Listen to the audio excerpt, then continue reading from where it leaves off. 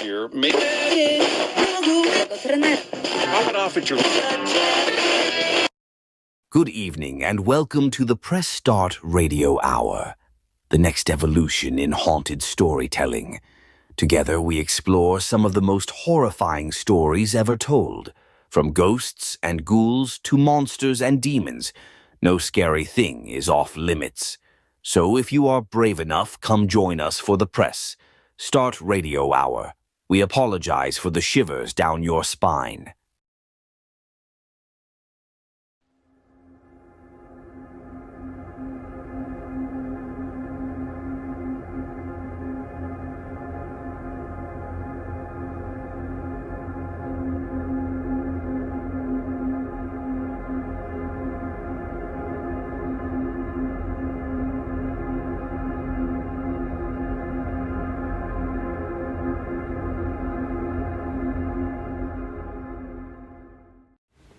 A few points before we start. Firstly, I am not the protagonist of this story. I just went to university with her. And though she went on to become a professional writer, I most certainly did not.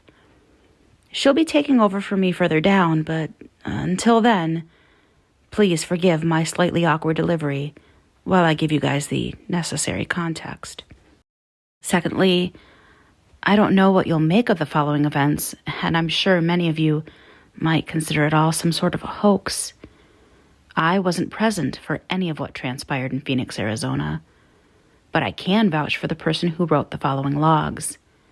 She is not, and has never been, a fantasist. Okay, so I once knew a girl called Alice Sharma. She was an undergrad at Edinburgh Uni the same time I was. My educational poison was history, a degree which has greatly benefited my career as a bicycle repairman. Alice Sharma studied journalism, though perhaps studied isn't the right word. It's not an exaggeration to say that she lived and breathed the subject. Editor-in-chief of the campus paper, recognizable voice of student radio, she was frustratingly tunnel-visioned. And she was a journalist in her own right before anyone gave her a professional shot. We met in student halls and became friends almost immediately. A meandering waster trying to stay off his parents' farm and an intrepid, ambitious reporter may not seem the most obvious pairing, but I learned not to question it. She was inspiring and smart, and she proofread all my essays. I'm not too sure what she saw in me. We were eventually flatmates down in London, where she chased her dream, and I chased my tail. She got a few jobs here and there, but nothing befitting of her skills. After months of fruitless internships and rejections, Alice called a flat meeting, telling us that she was moving to America, accepting a position chasing stories for National Public Radio.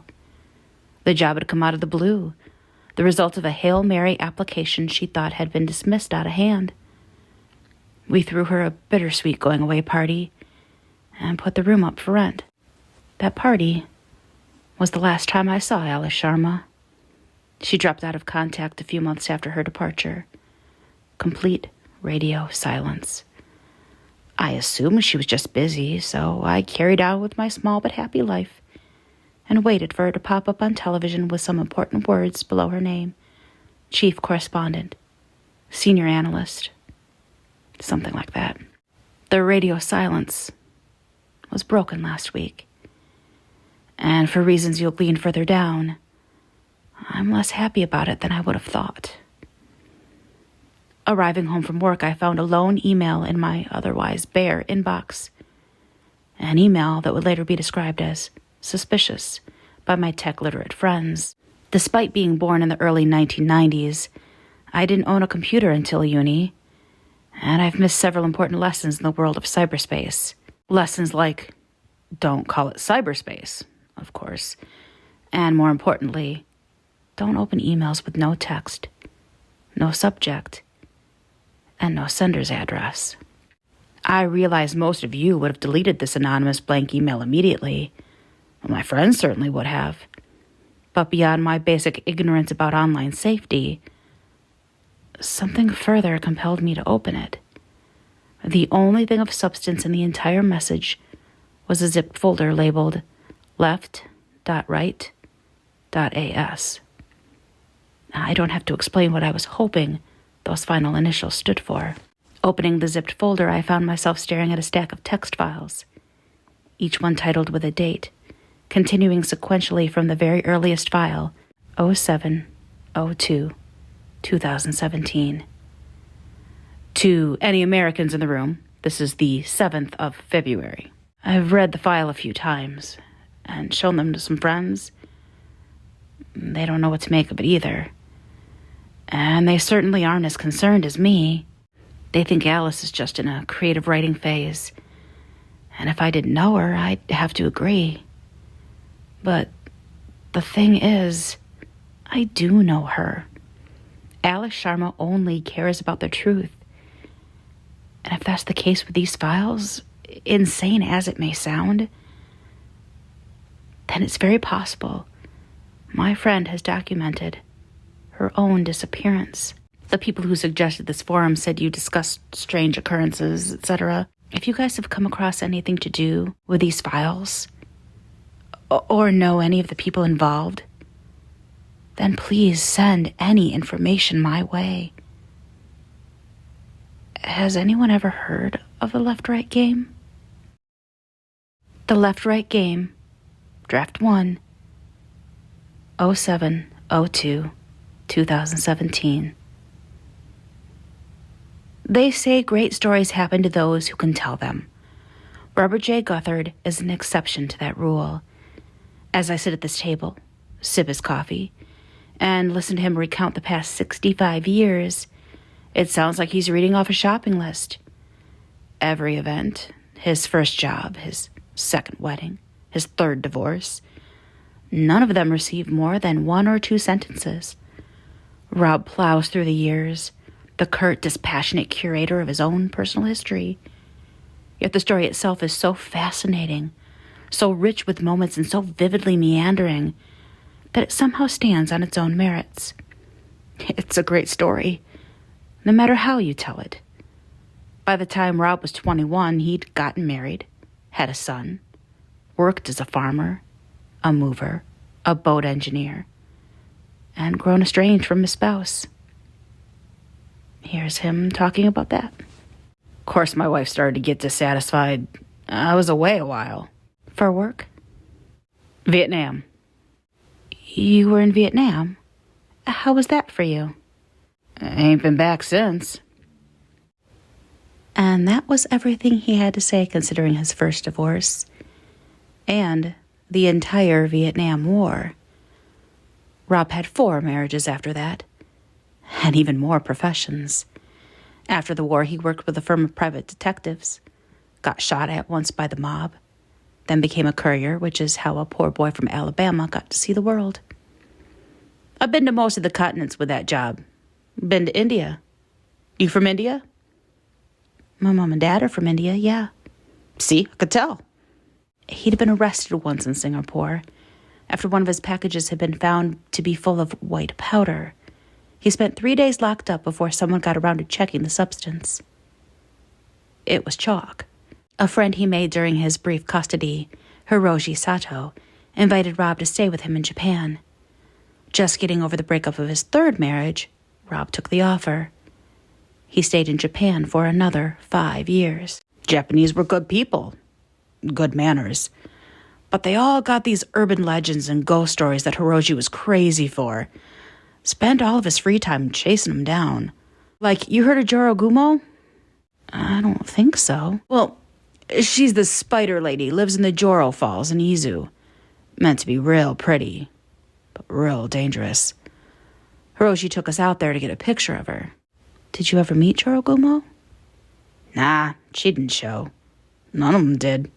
I didn't believe him at all until we went to the suicide forest. The suicide forest. The next stop on Rob's adventure, in an area of woodlands at the base of Mount Fuji, a notorious hotspot for young people looking to take their own lives. Hiroshi, Rob's ghost-obsessed jailmate turned best friend, took him there to chase Yuri, The ghost of the forest. Did you find anything in this suicide forest? Well, I ain't gonna ask you to believe me, but I was a PI, professional cynic. Even I can't deny there was a spirit in those woods. From that moment on, Rob's sentences started getting longer. A childlike excitement creeps into his voice. I get the distinct feeling we're moving beyond background, beyond Rob Guthard's old life, and towards his new one, the one he wants to talk about, the one that led him to contact the show.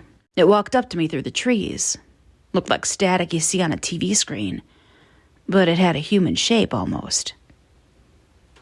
Almost? It was missing an arm.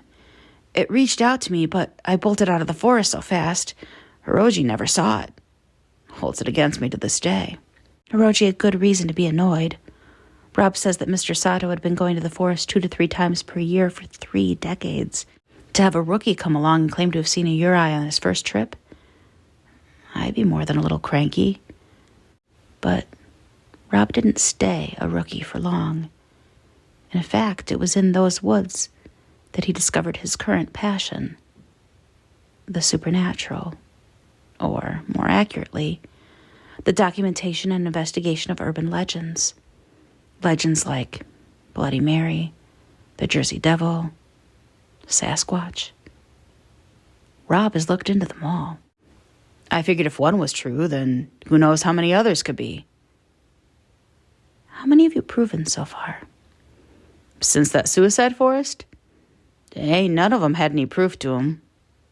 Except for one. That's why I called you guys up. At this point, Rob can't hope to repress his smile. The left-right game appeared on a paranormal message board in June 2016. Only a few people frequently visited the forum, and of those regulars, only Rob took an interest in the post. The whole thing had a level of detail you don't see in other stories. What details grabbed your interest? Logs, high-quality pictures.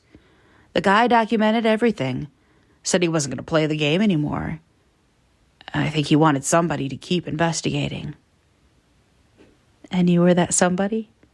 That's right. I set about trying to verify his information right away. And how did it go? Well, it didn't take long to realize the left-right game is the real thing. The rules of the left-right game are simple. Get in your car, take a drive. Take a left. Then at the next possible road on the right. Then the next possible left. Repeat the process ad infinitum until you wind up somewhere new. The rules are easy to understand, but Rob says they're not so easy to follow. There ain't all that many roads where you can turn left and right and left and right and keep going. Most of the time you find yourself at a dead end or needing to turn in the wrong direction. Phoenix is built like a grid system, so you can keep going left and right as long as you need to. Did you move to Phoenix for the left-right game? That's right. I try not to seem incredulous. Selling your house in another state, packing up and moving your whole life to Phoenix, Arizona, just to play a game you saw on the internet? It seems like insanity. Rob smiles as he reads my expression. I can clearly read his expression too. You'll see, it says. Just wait. I wouldn't have to wait long. Included within the 9-page submission Rob sent our show was a long list of suggested items the chosen reporters should bring with them. Clothes for 3 days, a pocket knife, matches, bandages. There was also a set of qualifications the reporter should have. The ability to drive, basic vehicle maintenance and its human equivalent, first aid training. He didn't just want to talk about the left-right game. He wanted to take one of us along. Rob leaves a short while later to embark on a few errands, prepping the run, as he calls it. He shows me to the guest room, and we part ways. On good terms, but very much aware of each other's poorly veiled opinions. He knew I saw him as a charming obsessive chasing after a fairy tale. He saw me as a naive cynic, on the cusp of a new world. All I could think as I heard the front door close is that by tomorrow afternoon, one of us would be right. More after this. And now a word from our sponsor. Tonight's edition of the Press Start Radio Hour is brought to you by our patrons and channel members. Patrons and members receive early access to videos and special content not found anywhere else. If you are interested in becoming a member of the channel, you can do so by hitting the join button below. You can also go to patreon.com, where we post the stories that are just too scary for YouTube. Once again, thank you to our channel members and patrons. Let's get back to tonight's story. When I wake up the next morning, Rob is in my room, holding a tray which he'd knocked on the bottom of to rouse me. I don't manage to record the start of our conversation. I got bananas, strawberries, chocolate syrup. We got some more downstairs, but I wanted you to wake up to something good. We won't be eating this stuff on the road. Rob has made me waffles. He sets them down on the nightstand and talks through the coming day as I eat.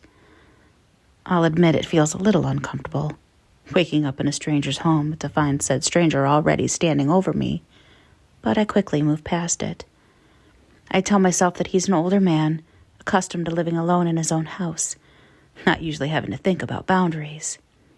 Anyway, he certainly knows his way around a waffle iron. We hit the road at 9. I wanted to give you time to get ready before everyone shows up. There are other people coming? We got a 5-car convoy on the road today, and they'll be here in an hour. This is the first I've heard of a convoy, and to be honest, I'm surprised. The game is Rob's obsession, and I'm here at his request. The idea that anyone else would have an interest in today's drive is a little perplexing. Half an hour later, sated, showered, and dressed in the functional clothing Rob had so painstakingly outlined, I take my pack out to the porch.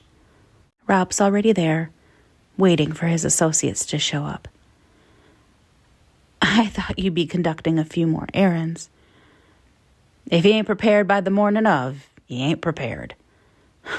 Okay, I guess that's fair. Oh, Rob, is the garage locked? The inside door won't budge, and I wanted to make up the car. Yeah, it's locked up. I'll open it for you. Thank you. In fact, it's about time I wheeled her out. Fair warning, Miss Sharma. She's a thing of beauty. To Rob Guthard, beauty took the form of a dark green Jeep Wrangler. Rob climbs in and lets it roll out of the garage, where it dominates every inch of the driveway. The car is large, 4 doors with a roof enclosing the entire compartment. It's also been modified extensively. Yet another example of Rob's dedication to the game. What are you thinking? I think your 2 Caterpillar treads short of driving a tank. Yeah, I fixed her up good. I put the winch in, heavy-duty tires. The light rig on top is LEDs.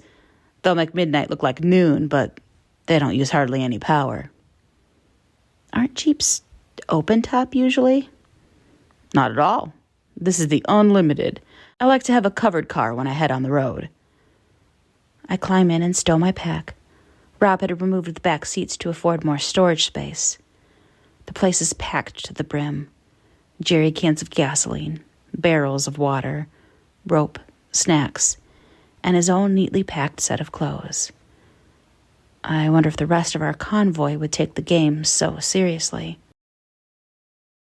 We got Apollo coming up in 10 minutes. No one else has given me a time. I set the schedule weeks ago. This always happens. His name is Apollo? That's his call sign. Apollo Creed, I think he said. Why are you using call signs? Did I not tell you? Oh, yeah, we're going to use call signs on the road. Keeps communication clear. What's your call sign? Ferryman. What's my call sign? Thought about it. I was thinking London. You're from London, right? I'm from Bristol. Bristol? Well, that's fine, I guess. It's less than 10 minutes before Apollo turns the corner. Rob jumps out of his car and paces briskly over the edge of the property as his first guest pulls up and steps onto the sidewalk. Apollo vaguely resembles his namesake, dark-skinned, tall, and noticeably well-built, though it's clear he couldn't be less of a fighter. This Apollo Creed is all smiles, and seems to have a penchant for laughing at his own jokes. How far have you come? Come out of Chicago. Took 3 days hard driving. And you know Rob from the forums? Everybody knows Rob. Rob's the god. Rob walks over to Apollo's car, gesturing him over to talk shop. Rob's clearly impressed with Apollo's choice of vehicle, a blue Range Rover packed to the ceiling with kit. I was more impressed with Rob himself.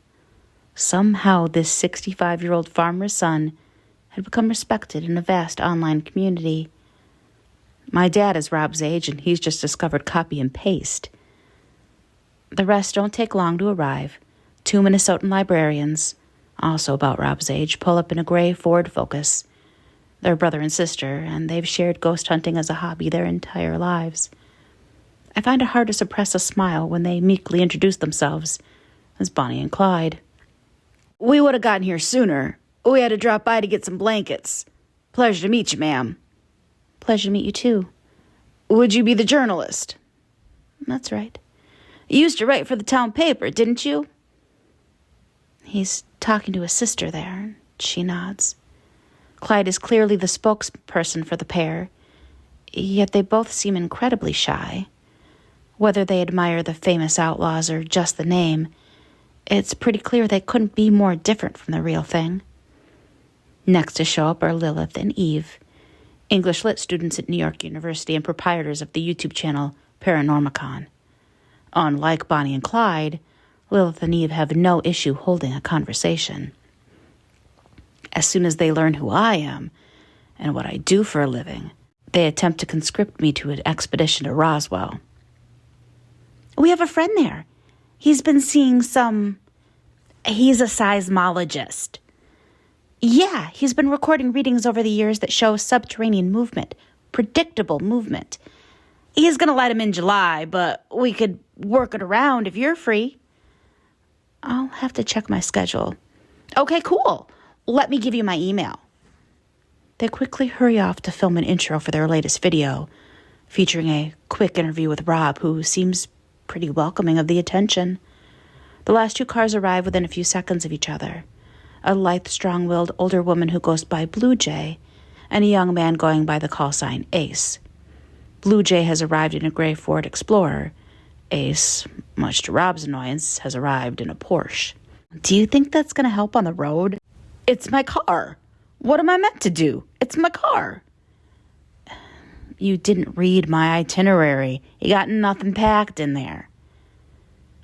I did read it, sir, okay? Calm down.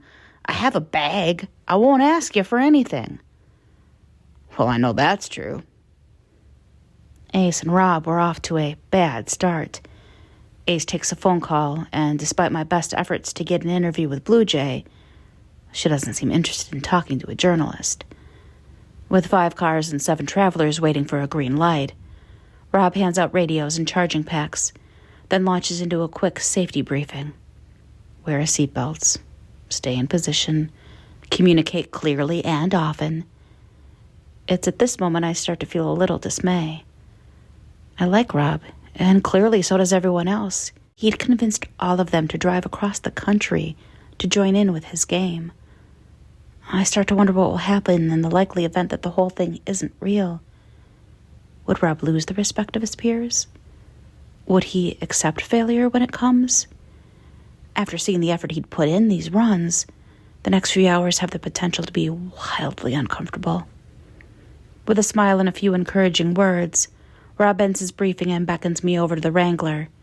I clamber inside and find myself as comfortable as possible. You ready for this, Bristol? I'm ready. All right, then let's hit the road. The Wrangler pulls out of the driveway, and the convoy follows in order of arrival. Apollo, Bonnie and Clyde, Lilith and Eve, Blue Jay and Ace keep a steady pace behind us as we come up to the first corner. Rob slowly and deliberately turns left, checking on the others in his rearview mirror. He looks back to the road as Ace's Porsche completes the first turn of the game.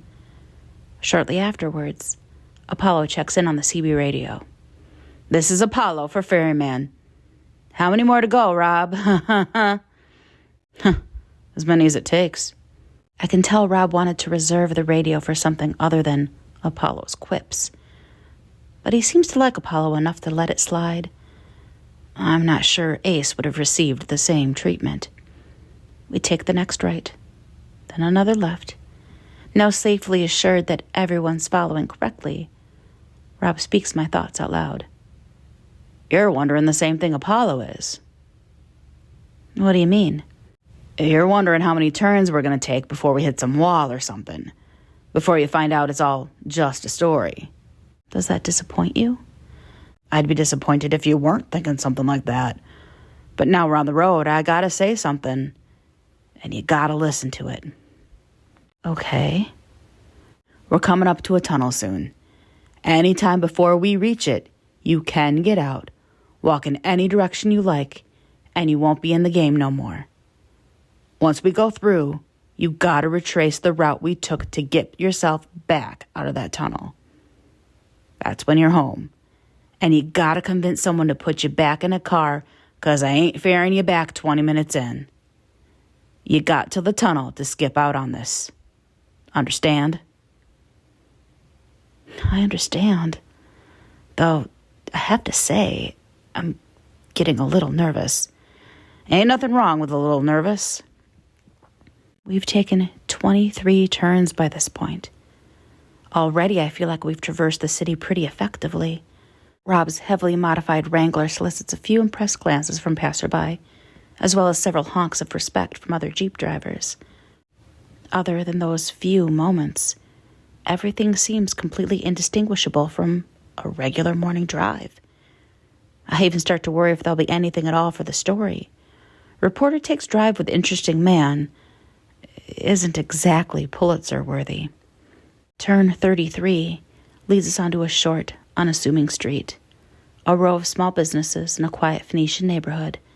Liquor, secondhand clothing, tools, and, at the end of the street, a little shop selling antique mirrors. 10 or so people shuffle along the sidewalk, smiling, talking, planning their weekends. The only lone person is a woman in a gray coat. I briefly glimpse her at the end of the street, standing on our next corner, the back of her coat reflected in 50 old mirrors. Even from a distance, I can see that she's sullen, wide-eyed, and nervous. She shifts constantly on her feet, tugging at the bottom of her coat. I look away to write some notes as we roll down the street. When I look up again, the woman is standing by my window, staring right at me. She's smiling, a wide, unfaltering grin that seems almost offensive in its complete insincerity.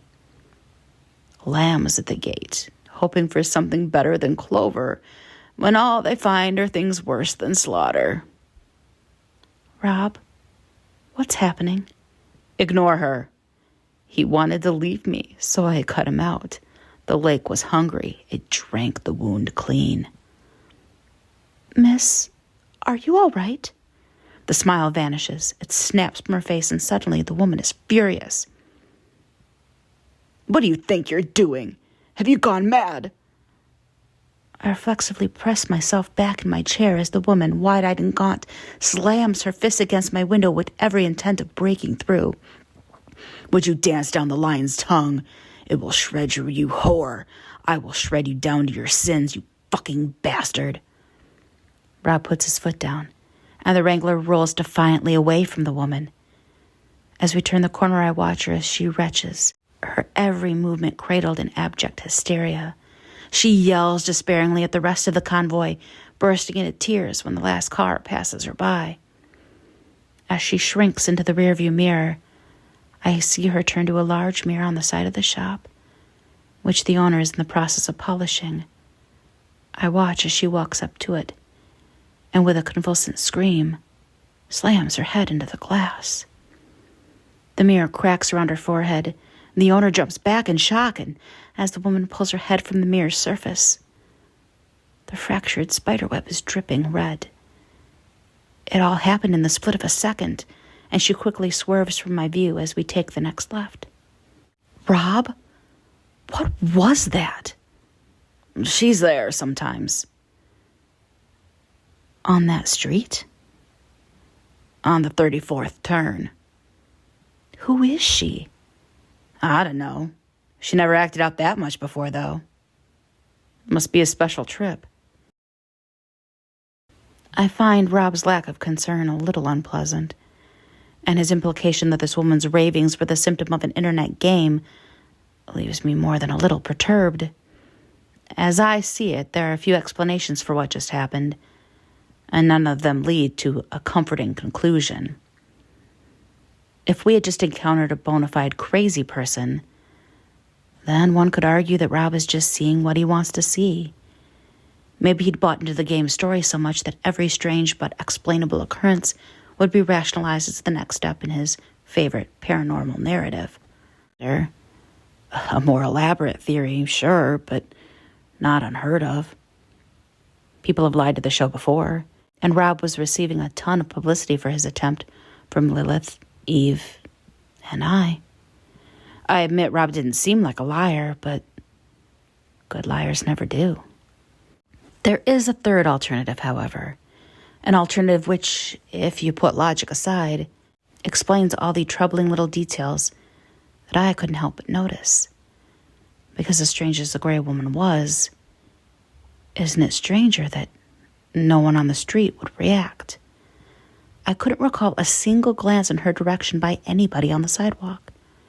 Perhaps the theory falls apart when you consider the shock on the mirror seller's face, but when I think about it, he only reacted once the mirror shattered. And even then, I feel like his attention was on the mirror itself. The radio crackles. Lilith to Bristol. Sarah, Eve, got that on camera. Do you have audio? I think I picked her up. My God, that was so weird. Can you send us the file when we stop? Can you ask Ferryman when we're stopping? When's our stopping point? Well, for them, in about 30 minutes. For you? Well, you tell me. Rob turns off the busy street just before a large intersection onto a much quieter stretch of two-lane road. Ahead of us, the road slopes downward, leading into an underpass, which disappears into darkness. We'd arrived at the tunnel. What is this supposed to pass under? Ain't supposed to pass under anything. It's just there. And if we weren't playing the game, then it wouldn't show. The question is, are you playing the game or not? Rob turns to me. It's the first time he's taken his eyes off the road since we started. He pulls the car to a slow stop at the mouth of the tunnel. You get out now, you can go wherever you want to go. But through there, you'll need a car to get yourself home. And like I said, mine ain't turning around for a long while. You understand? It's a dramatic statement, but unsettlingly, it doesn't feel like he's attempting to dramatize. It feels like I'm having something genuinely asked of me. Am I ready for what's to come? Do I accept the risks involved? Do I consent to be taken down this road, and the next road, and the next? Am I prepared to see this game through, real or otherwise, to its end? What are you waiting for? Rob smiles and turns back to the road. He picks up the CB radio, holds down the button on the side. The microphone crackles. This is Ferryman to all cars. Anyone want to step out, then pull to the side now. Otherwise, stay in formation and have some supplies at hand. We got a long ways to go. Much like the game I'm so tentatively playing, my view of Robert J. Guthard seems to change direction frequently. I'd heard all about his life, but I'm not sure that I know him. I like the guy, but I'm not certain that I trust him. And though I admire his dedication to the left-right game, I'm not sure I'll like where it might lead us. Yet as he takes us into the tunnel, his face vanishing and reappearing under the dim sodium lights. I can tell that he expects this trip to be a major step in his already impressive story. And this time, for better or for worse, I'm along for the ride.